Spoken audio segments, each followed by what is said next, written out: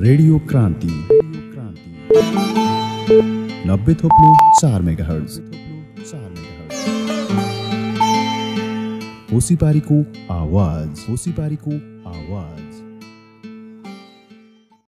आदरणीय दिदीबहिनी तथा दाजुभाइहरू, विश्व मानवाधिकार दिवसको उपलक्ष्यमा स्वदेश र विदेशमा रहनुभएका सम्पूर्ण नेपाली दाजुभाइ तथा दिदीबहिनीहरूलाई हार्दिक शुभकामना भन्न चाहन्छु। मानवाधिकारलाई शान्ति र विकासको मूल आधारको रूपमा स्वीकार गर्दै संयुक्त राष्ट्रसङ्घको महासभाले 10 डिसेम्बर 1948 का दिन मानवाधिकारको विश्वव्यापी घोषणापत्र जारी गरेको थियो।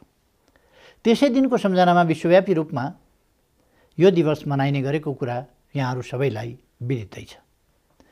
मानवाधिकार घोषणापत्रले मानिसका जन्मसिद्ध एवं नैसर्गिक अधिकारहरूलाई मानवाधिकारका रूपमा परिभाषित गरेको छ। यही घोषणापत्र र संयुक्त राष्ट्रसङ्घको बडापत्रलाई आधार मानेर मानवाधिकारका विविध पक्षहरूलाई समेट्ने गरी संयुक्त राष्ट्रसङ्घद्वारा मानवाधिकार सम्बन्धी विभिन्न महासन्धि र अनुबन्धहरू जारी हुँदै आएका छन्। नेपाल मानव अधिकार सम्बन्धी सबै महत्त्वपूर्ण महासन्धि र अनुबन्धहरूको पक्ष राष्ट्र बनिसकेको छ। आर्थिक सामाजिक रूपमा अति कम विकसित तथा विषम भौगोलिक संरचना भएको मुलुक भए तापनि नेपालले विश्वव्यापी रूपमा स्वीकार गरिएका प्राय सबै मानवाधिकार अनुबन्ध र सन्धिहरूलाई मौलिक हककै रूपमा स्वीकार गरी संवैधानिक प्रत्याभूति दिएको छ र तिनका अक्षर भावनाको कार्यान्वयन गरेको छ। राष्ट्रिय क्षमताका दृष्टिले यो आफैमा एउटा उदाहरणीय पक्ष हो। नेपालले नागरिक तथा राजनीतिक अधिकार मात्र नभई प्रगतिशील रूपमा हासिल गरिने र अदालतबाट उपचार पाउन नसकिने भनी विश्वास गरिएका कतिपय आर्थिक सामाजिक तथा सांस्कृतिक अधिकारहरूलाई समेत मौलिक हककै रूपमा संवैधानिक प्रत्याभूति दिनुका साथै कानुनी उपचारको व्यवस्था समेत गरेर नेपालको मानवाधिकार प्रतिको पूर्ण अटल र अविचलित प्रतिबद्धतालाई स्पष्ट गरेको छ। नेपालको संविधानले शिक्षा, स्वास्थ्य, खानेपानी, आवास, रोजगारी, स्वस्थ वातावरण, सामाजिक सुरक्षा जस्ता हकहरूलाई मौलिक हकका रूपमा व्यवस्था गरी तिनको कार्यान्वयनका लागि आवश्यक कानुन समेत तर्जुमा गरिसकेको छ। दिदीबहिनी तथा दाजुभाइहरू, हामीले स्वतन्त्रतापूर्वक मानवोचित जीवन बाँच्न पाउने नागरिकको अधिकारको सुनिश्चितताका लागि लामो र कठिन राजनीतिक सङ्घर्षबाट जनताको पूर्ण सहभागिता र समर्थनमा लोकतान्त्रिक संविधान निर्माण गरेका छौँ। नयाँ संविधान अन्तर्गत निर्वाचन भई तीनवटै तहका सरकार क्रियाशील भएपछि राजनीतिक सङ्क्रमणकालको गोलचक्कर अन्त्य भएर मुलुकमा स्थिरताको नयाँ अध्याय कायम भएको छ। राजनीतिक मुद्दाहरूको टुङ्गो लागेसँगै हाम्रो सम्पूर्ण ध्यान र प्रयास आर्थिक समानता, सामाजिक न्याय, समानुपातिक समावेशिता र सहभागिताको सिद्धान्तका आधारमा राजनीतिक लोकतन्त्र मात्र नभई परिपूर्ण लोकतन्त्र अर्थात् कम्प्रेहेन्सिभ डेमोक्रेसीको प्रत्याभूति गर्न केन्द्रित भएको छ। समाजका सबै सदस्यको न्यायोचित आकाङ्क्षा सम्बोधन गर्न सक्ने समन्यायमा आधारित सम्मानपूर्ण जीवनयापनको व्यवस्था भएको लोकतन्त्र नै परिपूर्ण लोकतन्त्र हो। खासमा परिपूर्ण लोकतन्त्र राजनीतिक मात्र नभई सामाजिक जीवनका सम्पूर्ण क्षेत्र र पक्षहरू समेटेको लोकतन्त्र हो। यसै आधारमा हामीले समृद्ध नेपाल सुखी नेपालीको राष्ट्रिय आकाङ्क्षा तय गरी हाम्रा सबै प्रयास र क्रियाकलाप यसै आकाङ्क्षा परिपूर्तिका लागि केन्द्रित गरेका छौँ। दिगो उत्पादन र उत्पादकत्व, उच्च र समतामूलक राष्ट्रिय आय एवं सर्वसुलभ आधुनिक पूर्वाधार एवं अन्तर आबद्धता समृद्धिका आधारहरू हुन्। त्यसै गरी सुशासन, स्वस्थ र सन्तुलित पर्यावरण, सबल लोकतन्त्र, राष्ट्रिय एकता, सुरक्षा र सम्मानयुक्त परिष्कृत र मर्यादित मानव जीवन सहितको सुरक्षित, सभ्य र न्यायपूर्ण समाज सुखी समाज हो।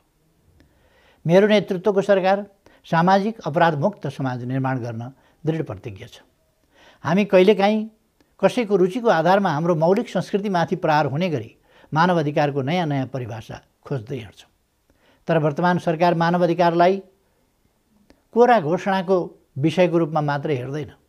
नेपाल सरकार नागरिकको सुरक्षा र मर्यादापूर्वक बाँच्न पाउने हकलाई सर्वोपरि महत्त्व दिँदै सो कुराको पूर्ण प्रत्याभूतिमा मात्र अन्य हकहरूको कार्यान्वयन सम्भव हुन्छ भन्ने मान्यता राख्दछ।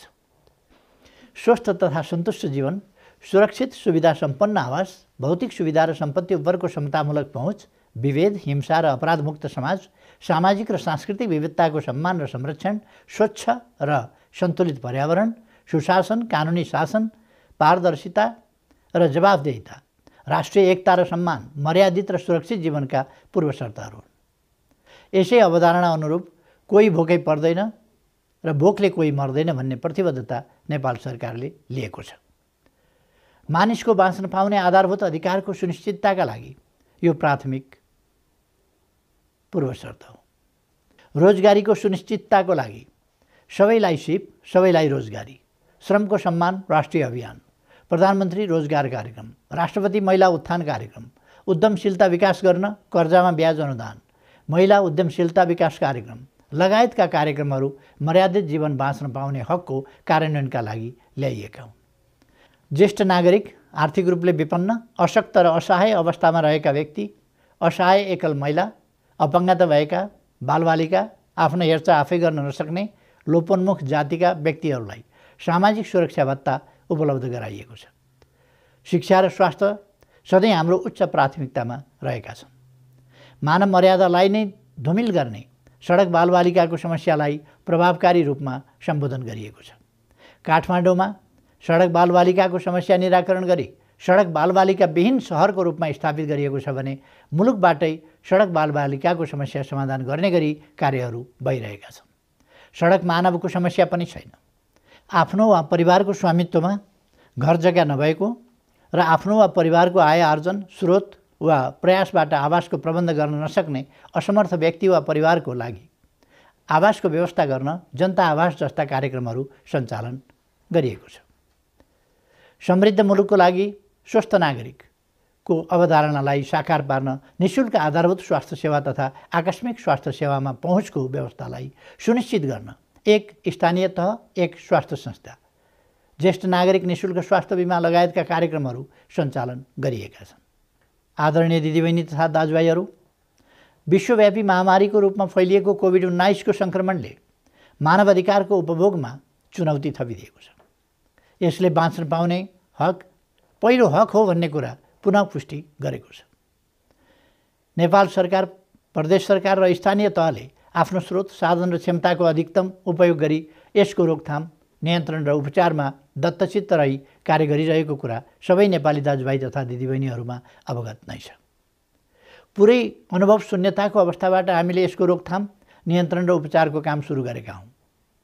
एउटा पनि परीक्षण गर्न नसक्ने अवस्थाबाट आज हामी एकै दिन हजारौँको सङ्ख्यामा परीक्षण गर्न सक्ने अवस्थामा आइपुगेका छौँ। स्वास्थ्य पूर्वाधारमा ऐतिहासिक बढोत्तरी गरिएको छ।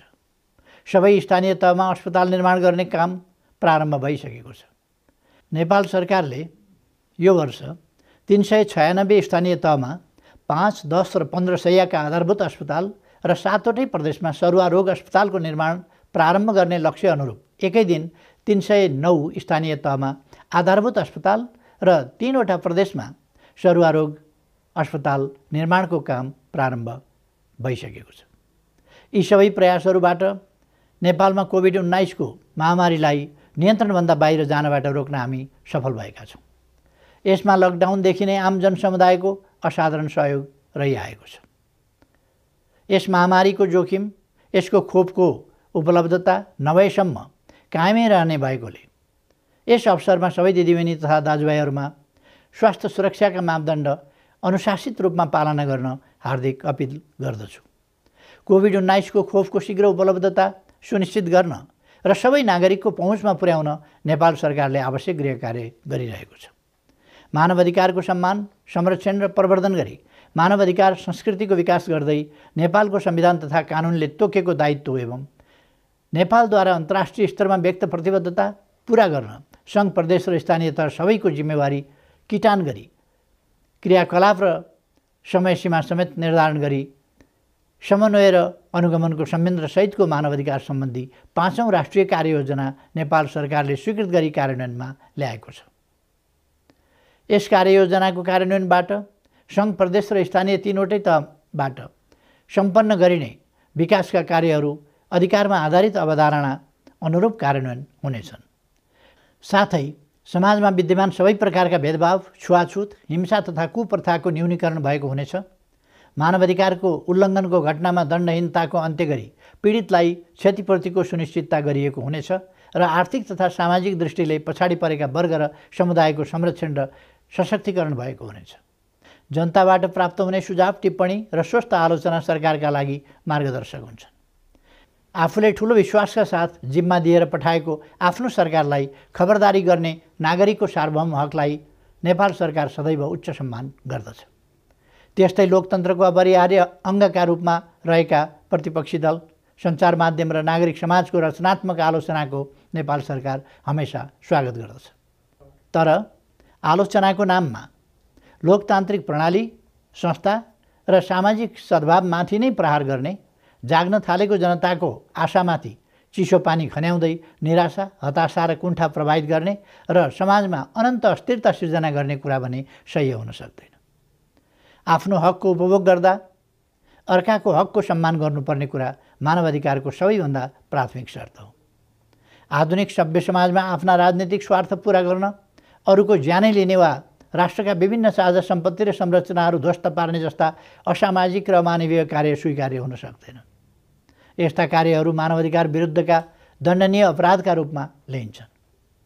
अन्त्यमा आज विश्व मानवाधिकार दिवस 10 डिसेम्बरको उपलक्ष्यमा सम्पूर्ण नेपाली दिदीबहिनी तथा दाजुभाइहरूमा पुनः मानवाधिकारको पूर्ण उपभोग गर्दै मर्यादित र सुखी जीवनका लागि शुभकामना दिन चाहन्छु।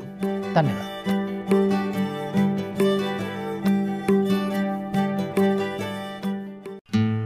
रेडियो क्रान्ति 90.4 मेगाहर्ज होसीपारीको आवाज।